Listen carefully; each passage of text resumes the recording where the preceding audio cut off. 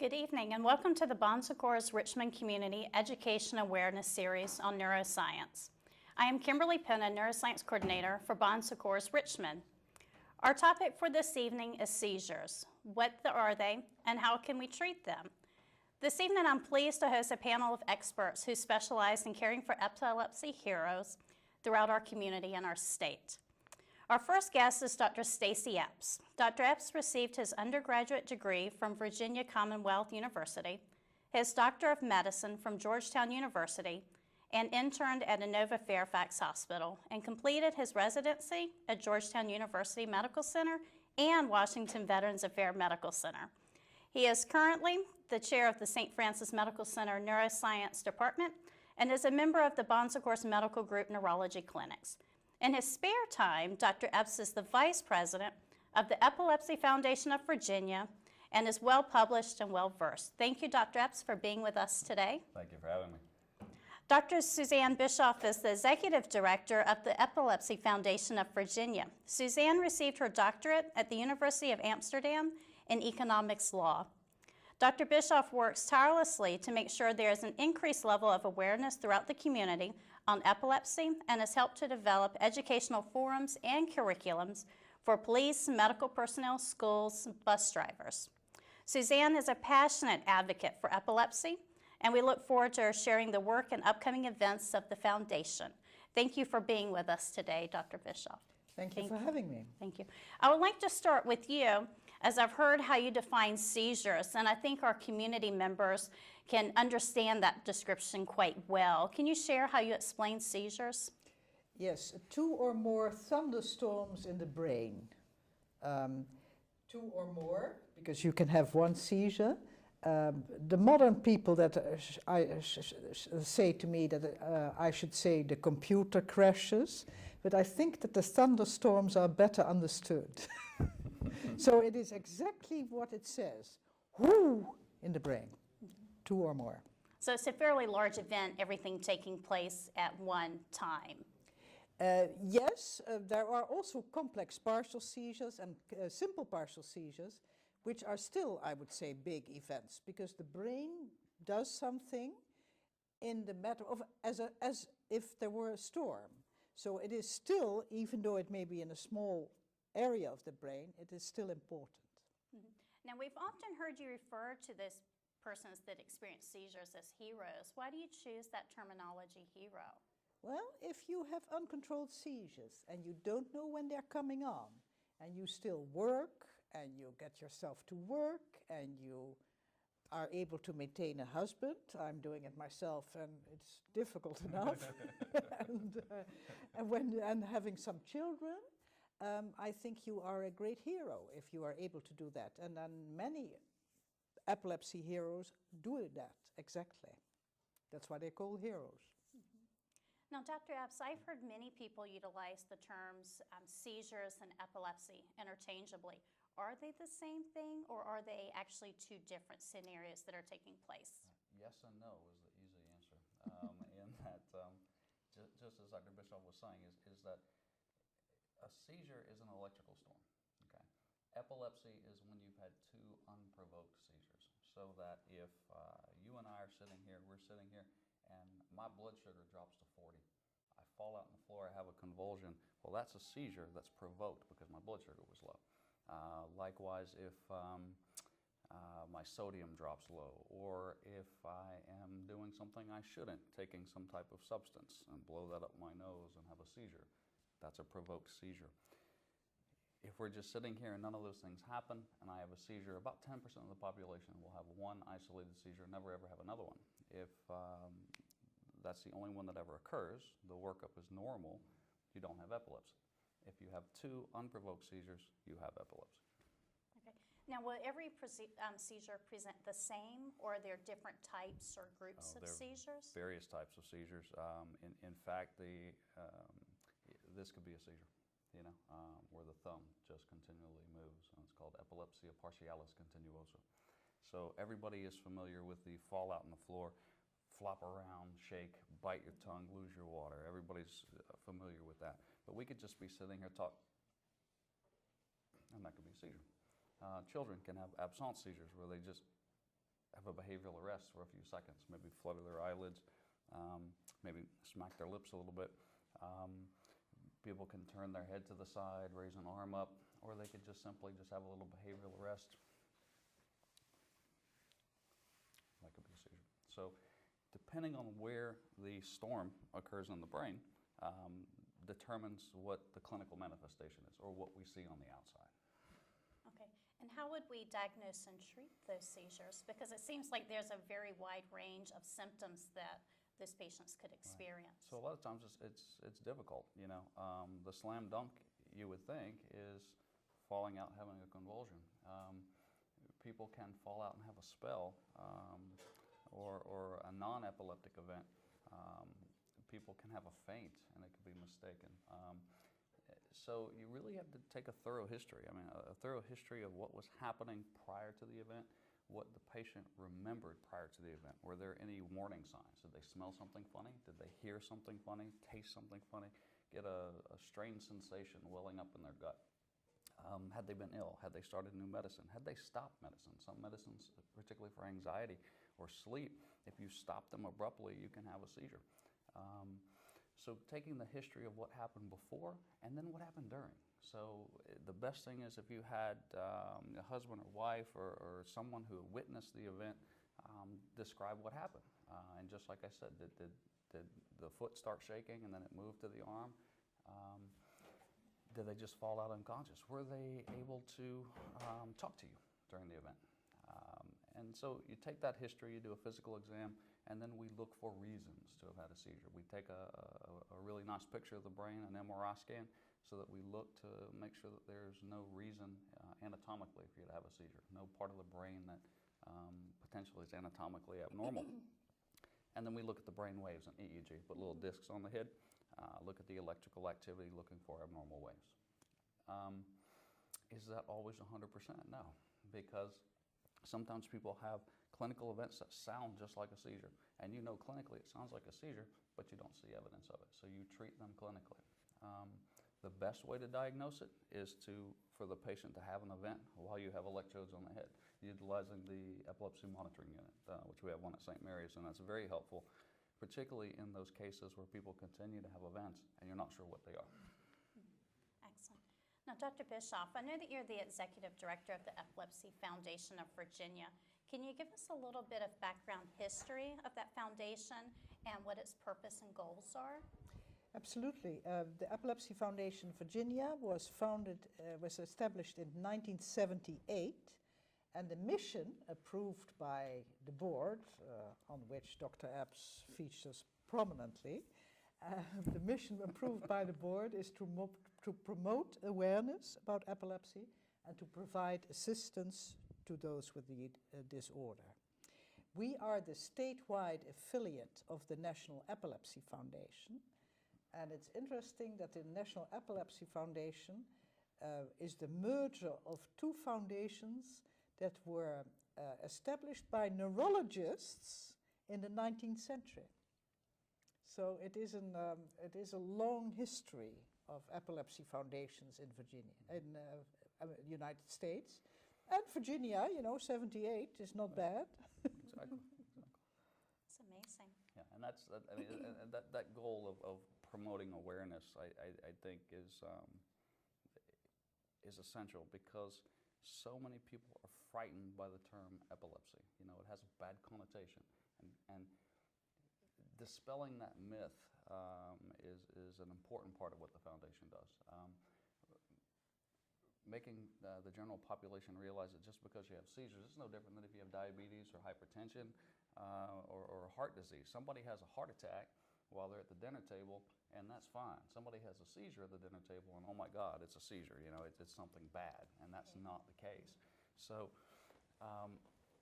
that's a very important aspect, and Suzanne and the other people involved with the foundation work tirelessly through public awareness events to get that word out, and then also providing help to people who have epilepsy in terms of medication assistance, transportation assistance, etc. Okay, excellent. Let's talk a little bit about the prevalence of strokes. Do we see that male and females have the same occurrence of stroke? Is there one group that experiences, seizures more Okay, I was than? going to say, we'll shift the Sorry, gears. they experience seizures more? Now, you can have a seizure because of your stroke. That's Yes, pretty common. yes. Okay. Seizure at the onset of a stroke is pretty How common. common would that be? It's fairly common, probably about 30% of people. In fact, in an elderly person, the most common cause of seizure is stroke. Okay. So with seizures, do we see male and female the same prevalence? No, it's slightly more among males, as most neurological disorders are. and, I'm outnumbered.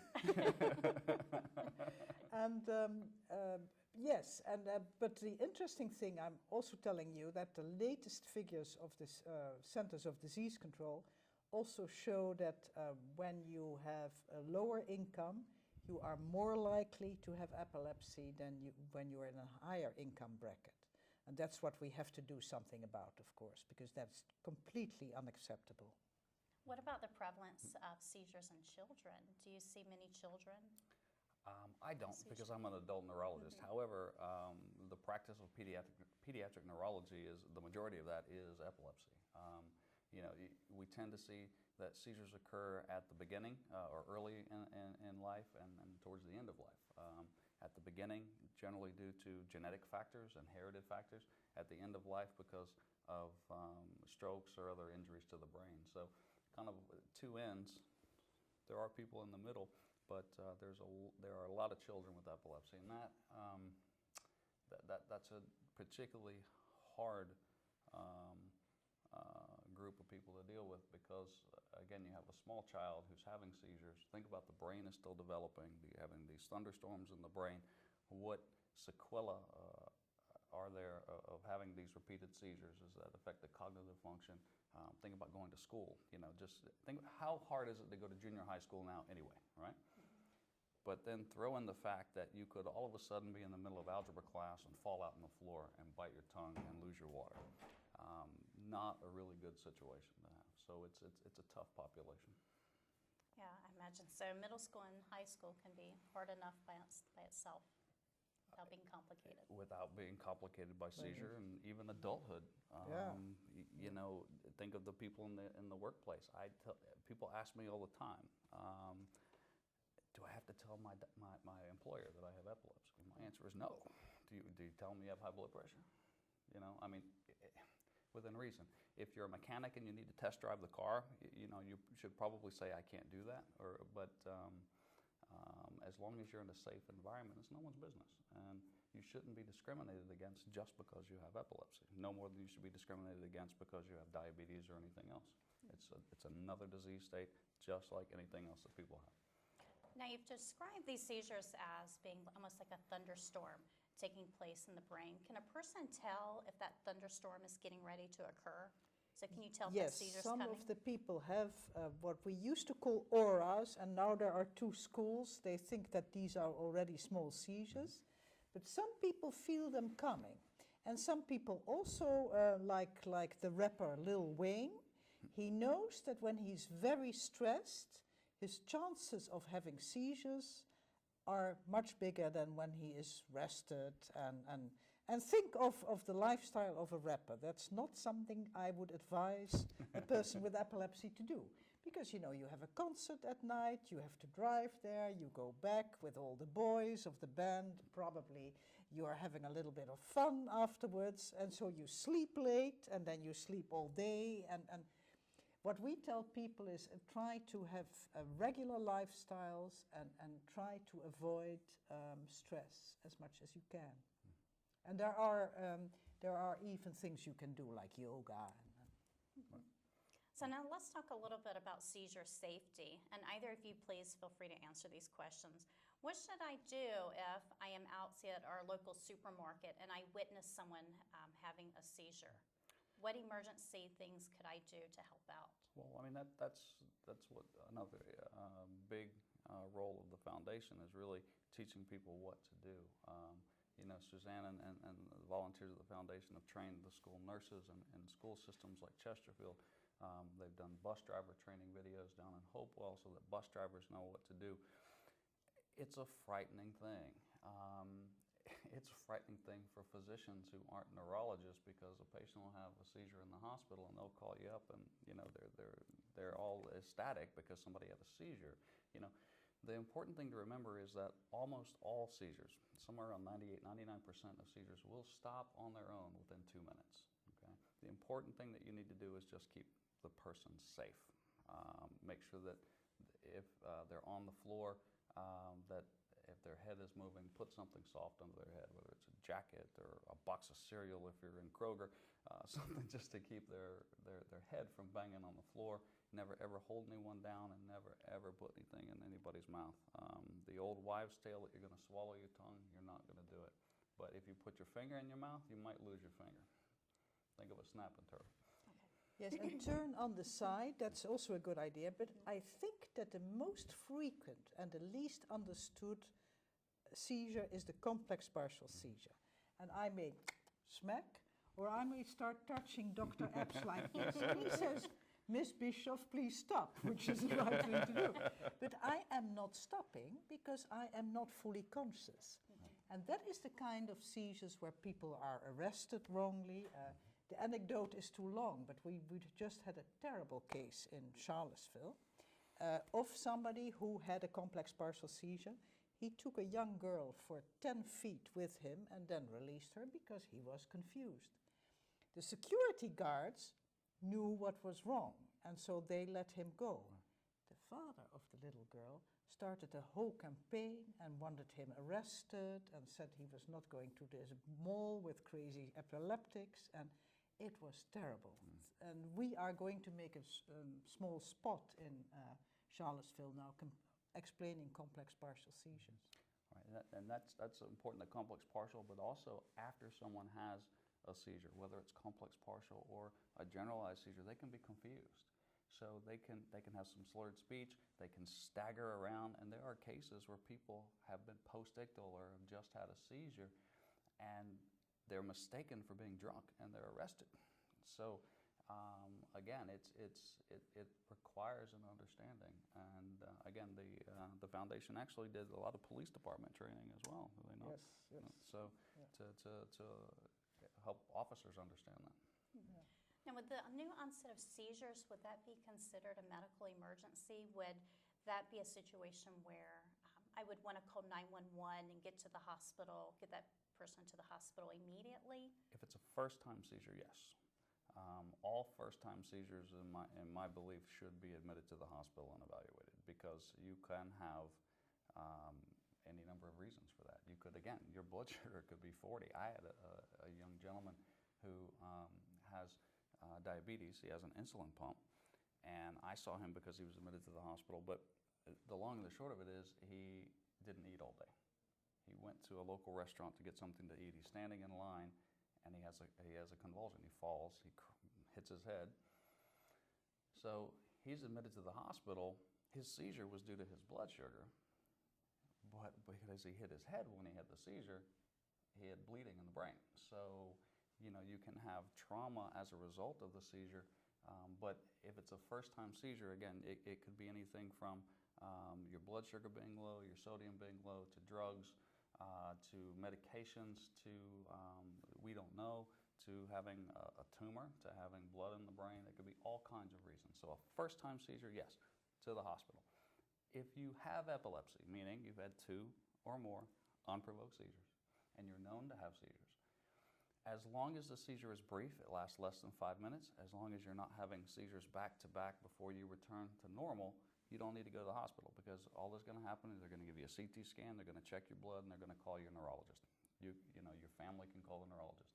You can call the neurologist when you wake up and say, I've had a seizure, and we can adjust your medicine by phone. So the long and the short is, first-time seizure, always to the hospital. If you're known to have seizures or epilepsy, then you don't have to.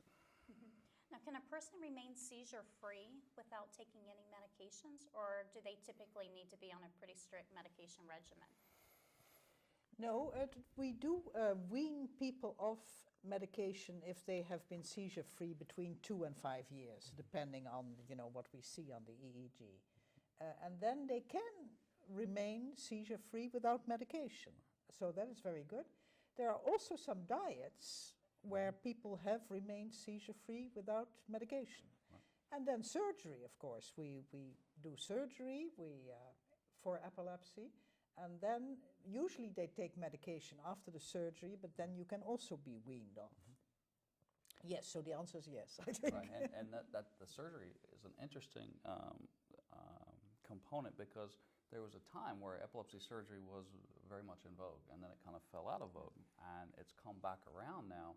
And we know that for certain types of epilepsy, if people have seizures, particularly coming out of the temporal lobe epilepsy, and those are some of the people that have those complex partial seizures, you can have a cure rate with surgery of about 80%. That means no seizures. Now, you may be on medicine.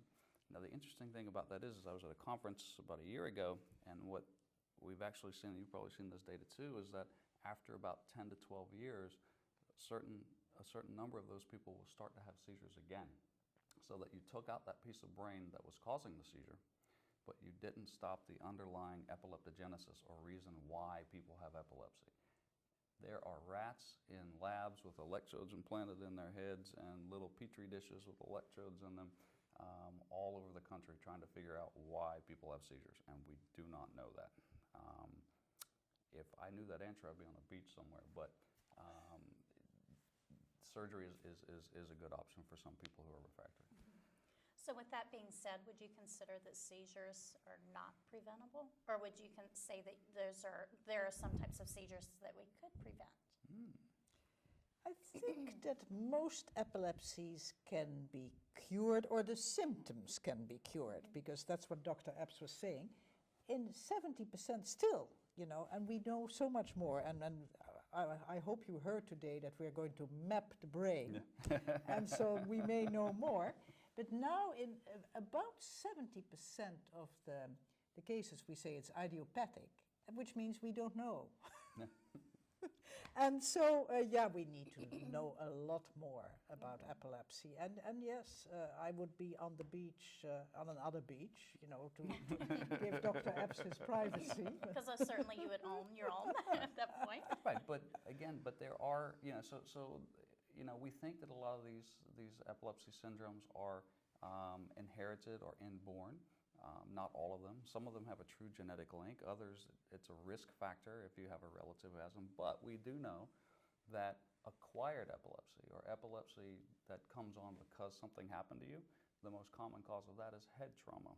So that you can prevent head trauma, particularly by wearing a helmet. Wearing a helmet when you ride your bike, when you skateboard, when you rollerblade, when you know, you're skiing. You know, remember Sonny Bono? He smacked into a tree while he was skiing. It's not a good thing. The actress Natasha Richardson. Yes, yeah, Liam died, Neeson. She died the same way. Yeah. Hit her head while skiing, had a bleed in the brain, didn't realize it, and ended up dead. So those are the tragedies. But you know, you think about it. How many times you drive through the neighborhood and there's little Johnny and his friend Paul, and they're riding their bicycles and there's no helmet, or you see the kids in the middle of the street, which isn't a good thing anyway, but they're riding their skateboard and no helmet. So definitely wearing a helmet can prevent some forms of epilepsy. It can also prevent you from dying too. That's why Secours and the Epilepsy Foundation of Virginia have jointly started this Use a Helmet, Prevent Epilepsy campaign. And it is a drawing contest among 4th graders, but it is an age that they still can be impressed. And then they all come to the General Assembly here in Richmond, and Dr. Epps gives out the helmets to the winning children. And I think it is one of the things where we can help people prevent epilepsy. Yeah, and that's a great program too. So packets go out to every elementary school in the Commonwealth, actually trying to encourage the art teachers or homeroom teachers or the grade teacher to encourage their students to participate. And all these drawings get sent in to the Epilepsy Foundation, and they pick winners. And it's a really cool ceremony down at the General Assembly when you have these youngsters who come down to the seat of government in the Commonwealth. Their representative comes in, meets them, photos are going off, and they're being lauded for trying to help spread the word and prevent something that is easily preventable. Wonderful. So now, A question that I hear as a nurse very often is, when do I need to come to the hospital if I have been hit in the head or if I have fell? How hard do you have to hit that head before you seek medical attention? And that's a question that we hear all the time. Yeah, it depends, you know. Is there a rule of thumb? A rule of thumb is, one, easy is if you lose consciousness, you need to go. Two is if you have any other symptom. You know, you hit your head, you feel dizzy, or the room is spinning, or you have numbness or tingling. If you just have a horrible headache that's unlike anything that you've ever had before, anything out of the ordinary. I mean, no one is going to fault you for going to the emergency room to get checked. I would much rather have someone come in and get checked, get a good evaluation, an examination, a CT scan, make sure that there's nothing horrid going on in the brain, and be sent home than have someone, again, like the actress Natasha, who had an accident, hit her head, didn't seek treatment, and died. I mean, those things can happen. No one will fault you for being checked. It's the same thing with people who, think about it, if you had chest pain, people get heartburn or indigestion, and they're straight to the emergency room. Why? Because it hurts, okay? And they get checked out to make sure they're not having a heart attack. It's the same thing. If you are concerned, get checked out. I think that's an excellent rule to follow. So let's talk about living the daily lives with seizures. Dr. Bischoff, what advice do you have for family or caregivers of someone with seizures to address their self-esteem? Oh yeah, that is a major problem. And I think the best thing to counteract this major problem that we've seen among many people with epilepsy is to, it is an old cliche, but it is better a broken arm than a broken heart. And I have seen too many parents who, with the best intentions, overprotect their child. And I always say, please don't. Your child can fall with a seizure, but it can also fall without a seizure. And, you know, do things like have them wear helmets. You have very nice light helmets nowadays, you know, if the kid goes out, but don't overprotect.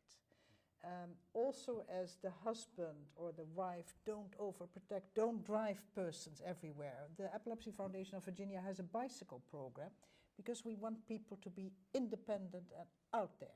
And I think independence and doing actions increases your self-esteem because you're busy with other things than yourself and sitting at home. Exactly. I mean, that's the thing is particularly for that patient whose seizures are uncontrolled. You know, it's easy for the patient who takes their tablet once or twice a day and doesn't have a seizure. It's the patients who continue to have seizures despite medication where that's an issue. And the thing that you want to, again, remind them is that you are a productive member of society. You can be productive. You don't have to be on disability. You don't have to not work, because what does that do? That tells you that you can't do something. What the foundation tells you is you can do something. Let us help you do something. Let us get you in contact with employers who hire people with epilepsy, who understand it. Let us try to get you into some type of training program.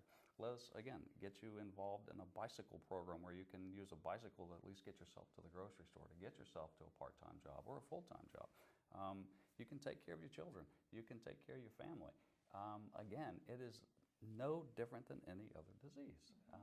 And the stigma that surrounds it is what prevents people from doing what they can do and what they need to do. So the advice is do what you need to do.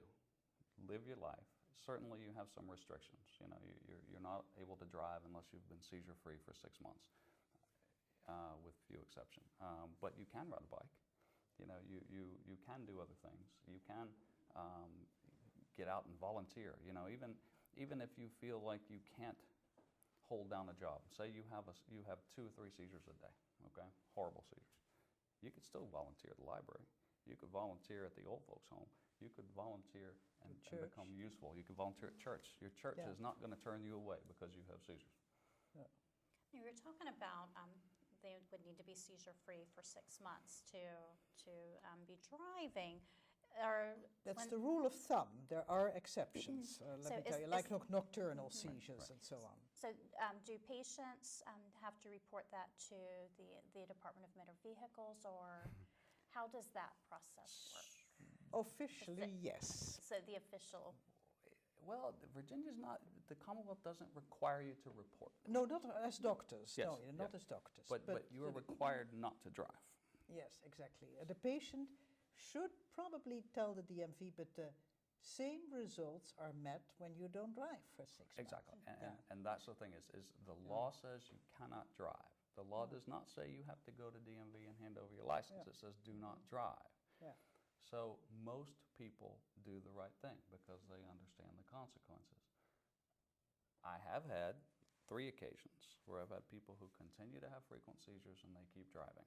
That's when I call DMV or send a letter because they're going to hurt someone. They're not following the rules. Most people do.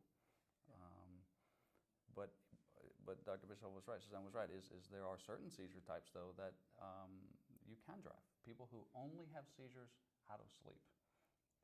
Never ever had a seizure in the daytime. Well, unless you're going to be sleeping while you're driving, that doesn't preclude you from driving, right? I think I had somebody on Powhite today who was sleeping while they were driving on my way here, Oh but my. most people don't. There's another thing that people with epilepsy can do. You know, it is called the poet's affliction.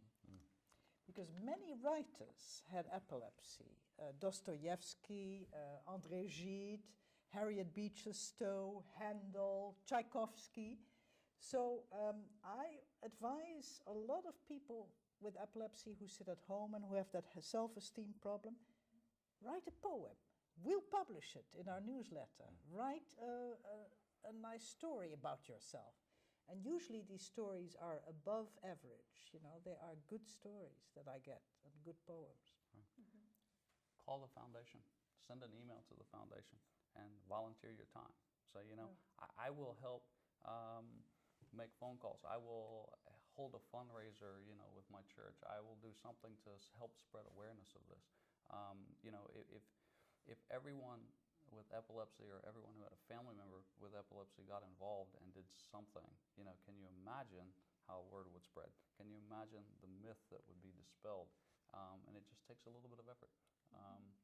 Suzanne and the foundation can, you know, do what they can do, but the It's more the people, people yeah. that are there, it's the people that do it. It's not the foundation. And that's what we, if I could stress, just call. Phone number's on the website. EFVA.org, and a lot of information there as well. You can donate to the foundation if you say, you know, I don't think that I can get out there. I'm shy, but you know, you can help by, you know, sending in $20. You know, you can donate right on the website. You can donate to the National Epilepsy Walk to Team EFVA on the national website. So there are a lot of things you can do. Okay. Now you just mentioned briefly the Epilepsy Monitoring Unit. Yes. Can you tell us a little bit more about what that actually is, where it's located? Sure. It is on the 6th floor of St. Mary's Hospital. Very specific. And it's a unit, right now we have a diagnostic unit, a diagnostic and treatment unit, where we will bring people who are having events into the hospital. We'll put the EEG electrodes on their head, and we will continuously monitor them. So that you're wearing the EEG 24/7.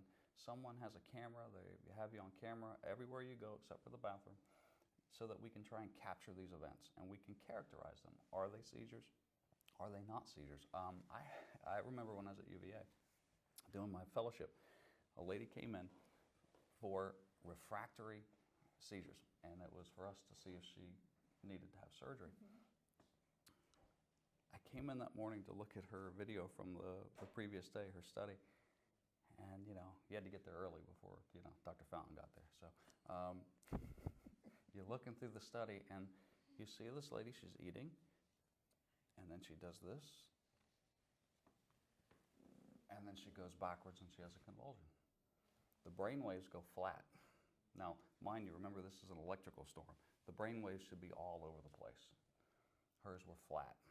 You look at her EKG lead, her heart lead, it was flat. So what this lady actually was doing is her heart was stopping because she wasn't getting blood flow to the brain, she was having a seizure. So this lady didn't need epilepsy surgery, she needed a pacemaker. So that's what an epilepsy monitoring unit can do. It can say, are these spells that look like seizures, are they really seizures, are they something else? People who are having frequent seizures and need to have their medicines adjusted, you can actually watch the brainwaves change as you adjust medications, and it can help you guide that. So that's what our unit is at St. Mary's.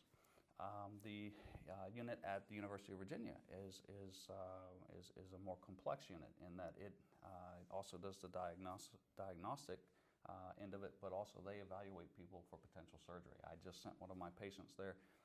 He came back and saw me a couple of weeks ago, and he is a candidate for surgery. He is likely in the next few weeks going to have a piece of his brain taken out and hopefully cure him of his seizures. So we're not there yet at St. Mary's. We are moving in that direction. We will have an expansion, but we do have our academic partners, and that's what we do in the Neuroscience Institute at Secours is we partner with both employed physicians. We have aligned physicians in the community, and we have our academic partners, and we're working really closely with the University of Virginia to use their expertise when we need it. Dr. Bischoff, November is Epilepsy Awareness Month. Are there any special activities in Richmond that assist with education to the public? Yes, we are going to have Veterans Day in Richmond in November because of the military who have traumatic brain injury and then they have seizures and people don't know about it, and it's not cool and not manly, and that sort of thing. And we are going to have another health fair in Virginia, hopefully together with Secours and also with VCU Health Center. And we're having Fernando Cordero, our regional director, who is originally from Chile, so he speaks very well Spanish, which is a great help. But our regional director will do a big walk in Midlothian. Please hold. And the Epilepsy Walk is, it's great. It's where folks in the community come to support people with epilepsy. It's where people with epilepsy come for fellowship and awareness, and it's really a big party, so it's a good thing.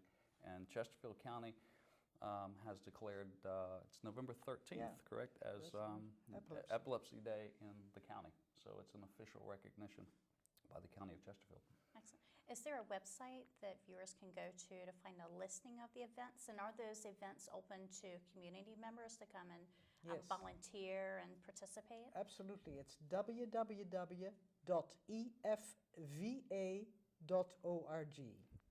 Okay, excellent. So at this time, our viewers can call in to ask our panel of experts questions. Our number is 804-915-5202.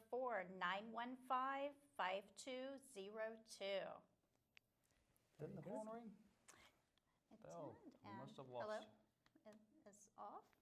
Oh, So okay. if whoever was just called in, if they would like to call back, Dr. Epps and Bischoff are ready for questions.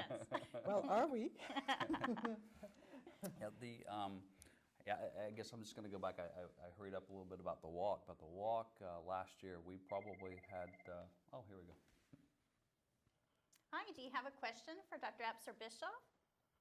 Yes, I have a question for Dr. Epps. I've been watching the show for the last couple of weeks on Neuroscience, and he talked about today having a stroke and a seizure, and I've learned that you can get a medication within the first 3 hours of having a stroke, but if you don't know whether you're having a stroke or seizure, what's going to happen?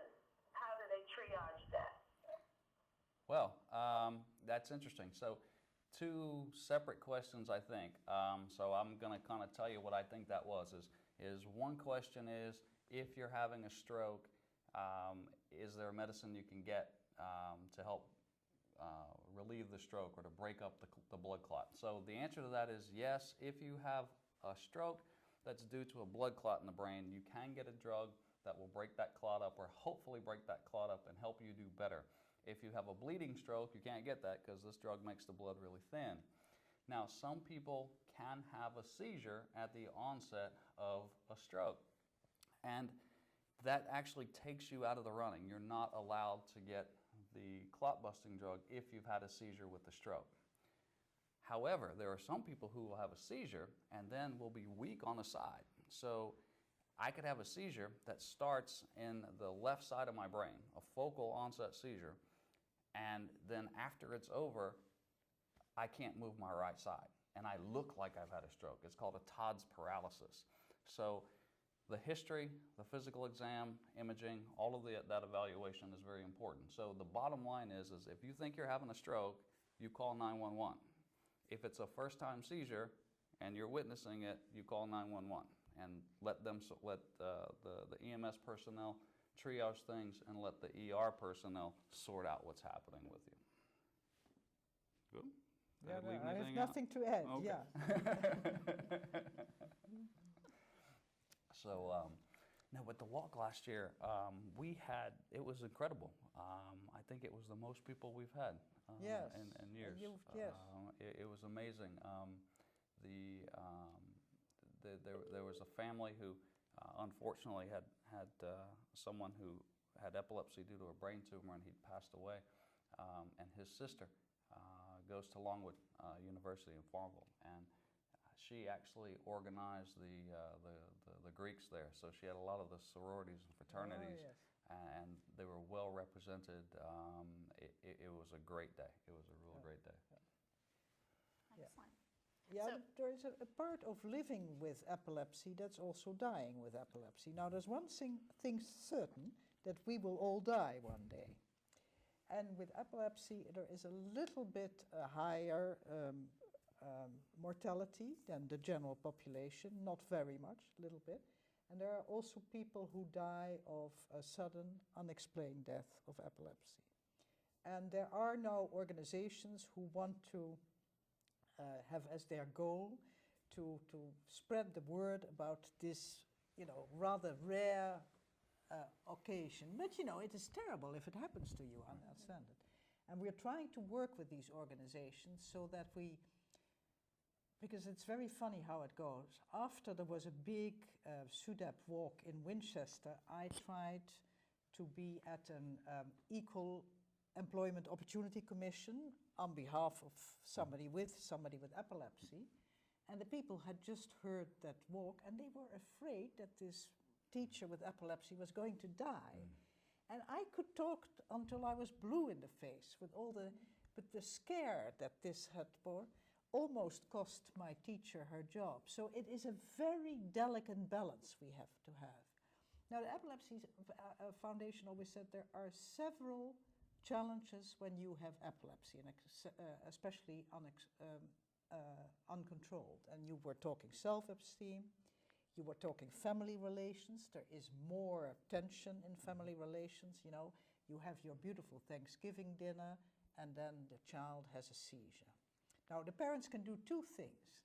They can either both rush to the emergency rooms, and then the siblings would get mad at the kid with epilepsy, or one of them can go, and the other one can stay with the dinner, even though they are nervous, but that way you keep your normalcy in the family.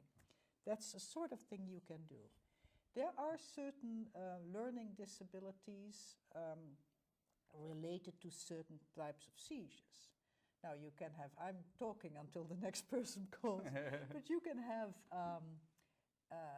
people test 100 times, but there are also simple things which kids with epilepsy can do. Take a little recorder to the little computer where you can record the lecture. Maybe take a little video of the teacher. The teacher can help. Now that you can do without hiring so many people who have to test. People with epilepsy often have a seizure within so many hours of waking up. If that happens to your child, get up earlier and go to bed earlier. There are so many simple things. When you go to college, every college by law in Virginia has to, and in the United States, has to have a disability unit. So go to the disability unit, explain your epilepsy, and say, how can you help me? For instance, a course load that is not 4 courses a semester, but 3 and 2, and we will help you write the letters. That way you may have a more successful outcome of your college time. And then we get married. And it is good to inform your family of, what can happen with seizures, and to talk about pregnancy and what can happen with pregnancy and those sort of things. We have gone to pre-wedding parties where the family-in-law was absolutely jumping up and down about the epilepsy, and I came there and it was a coffee morning, and we still do that, and I explained epilepsy and married life, and people were okay. Yeah. It's most women with epilepsy have fine pregnancies, and it's again, it's like the SUDEP. It's when it happens, it's horrible, but it gets a lot of attention. But yeah, it's again, it's no different than having a wife or a husband who has depression or anxiety, right? It's another illness, and that's the biggest thing. And with our young males, we need to have them take their medication. It is cool to take your medication and stay seizure-free, because you can drive and you can go out and you can date and all these things if you take your medication on time. And remember, with your medication, particularly as you're entering into those over 21 days, it may potentiate the effects of alcohol a little bit, so that if you're going to partake, maybe one or two is all that you should partake. The other issue is that if you overindulge in alcohol, it can actually make you more prone to have a seizure, so that you don't want to overindulge either. So I don't tell my patients with epilepsy that you can't drink. I mean, you go to the pharmacy and you get your bottle and it's slapped all over there, no alcohol. Well, that's really not realistic. No. It's just don't overindulge. Use some common sense. Absolutely, and we had a student who wrote a little pamphlet which is on our webpage, and he had a good tip. He said, well, before you go to a party, have a nice little bottle of water, and then have one beer and walk around with the beer, and you're not thirsty anymore, and take a sip now and then. But that way you don't have to explain why you're not having your beer, and you don't drink so much. So I think... Now, both of you mentioned SUDEP. What is that? Can you explain that for our viewers? That was SUDEP is? That was what Suzanne was talking about, the sudden unexplained death in epilepsy, where you don't die because you're having a continuous seizure. The autopsy doesn't really show why you passed away, and it's rare. It's very, very rare, but it gets a lot of attention when it happens, and it's horrible when it happens. I mean, it's horrible when anybody dies of anything, but it's more common in people with uncontrolled epilepsy. So again, it's just stressing that importance of taking care of yourself, taking your medications, monitoring stress, getting enough sleep, eating healthy, exercising. Laughing. There you go. Laughing. Laughing's great. It certainly is. And again, just to remind our viewers that they still can call in at 804-915-5202. We have just a few minutes left, about 12 minutes left. What message would each of you want to make sure that our viewers get? What information, if they take anything away from listening today, what are those key points that they should know and understand? Epilepsy should be no big deal. People can work and live perfectly normal lives. That's the message I want to bring across. Yeah, I would echo that. I would also, again, just reiterate what we said before, is that if you're known to have epilepsy, take your medicine, follow the advice of your physician, talk to your physician. If you are on medicine, and all medicines have potential side effects, and some medicines have less side effects than others. Some people react to medicines differently than others. If I don't know that this medicine is making you feel bad, and because you feel bad, you're not taking it, well, then I can't help you. And so we have to work together in this. So if you're someone who feels bad when you take your medicine, so you don't take it, let your doctor know, because there are other medicines these days. It's not like back in the day where there were 4 anticonvulsants. We have a huge armamentarium of drugs these days. The other thing is some new data that we've seen relatively new data, particularly, you think about it particularly for women, but it's for all people. And that's the issue of bone health with long-term use of anti-seizure drugs. Is your doctor should be checking your bone density. You should do that every 2 years. You should have good dairy intake. You know, if you want to take a calcium supplement, that's fine, but it's better to get it through food: milk, yogurt, cheese, ice cream. Then you're going to have to go to the gym, but you should be doing that anyway. But you know, bone health is a big issue. And I know there's a lot of things that I'm throwing out, but talk to your doctor. Look after your bones. Ladies with epilepsy, plan your pregnancy, or at least try to plan your pregnancy. 50% of pregnancies are All unplanned. ladies. 50% are unplanned. But you know, it makes it a lot easier. You know, you get a little choked up when, you know, somebody's just been diagnosed with epilepsy. You just put them on medication. You don't know how they're going to react. You don't know if the seizures are controlled, and then they call you and say, "Doc, I'm pregnant." It makes you take a little step back, and it doesn't mean that people whose seizures aren't controlled cannot get pregnant. It just means you want to know about it and you want to plan for it, because, you know, if you think about having a prolonged seizure while you're pregnant, you know, it could hurt the baby. So you want everybody on board.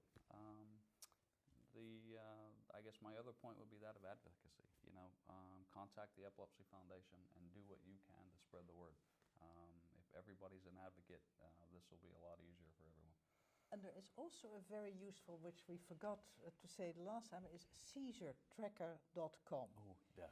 You Great. can sign in online, it's free, and you can describe your seizure, and you can describe the circumstances, and, you know, graphs will come out, and you can take that to your doctor so he can see she can see exactly what is happening with you.